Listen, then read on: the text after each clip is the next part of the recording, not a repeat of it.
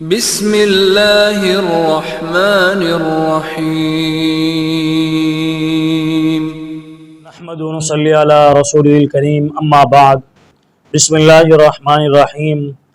فواد بھائی ملتان سے پوچھتے ہیں، یہ ہمارے ماشاءاللہ نمازی ہیں، یہ پوچھتے ہیں، کہتے ہیں جی کہ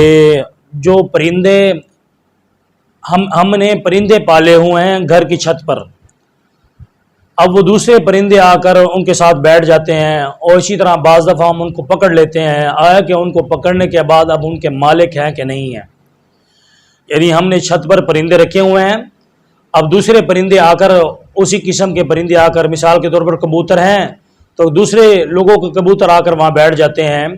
تو جب ہم ان کو پکڑ لیتے ہیں آیا کہ ہم ان کے مالک بن جاتے ہیں، نہیں مالک بنتے۔ بھائی فواز صاحب بات یہ ہے کہ دیکھیں دوسروں کے کبوتر یا اسی طرح دوسرے کو پرندے پکڑنے سے آپ ان کے مالک نہیں بنتے، ٹھیک ہے جی، اور جتنی کوشش ہو سکے آپ ان کی تشہیر کریں، اگر مالک کا پتہ ہے تو مالک تک پہنچا دیں،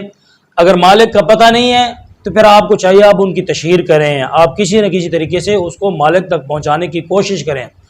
اور جب تک آپ کو اس بات کا یقین نہ ہو جائے کہ اب اس کا مالک نہیں ملے گا، ٹھیک ہے جی، اس وقت تک آپ اس کی تشہیر کرتے رہیں، اس کے بارے میں آپ پوچھ گچھ کرتے رہیں، مثال کے طور پر آپ جو ہے پبلک میں اعلان کرائیں، اسی طرح جو پرندے پالتے ہیں کہ اس قسم کے لوگ ہیں ان سے پوچھ گچھ کریں، اگر مالک مل جائے اس کے حوالے کر دیں، اور تشہیر کے باوجود اور اسی طرح جو ہے اعلان کے باوجود اگر اس کا مالک نہیں ملتا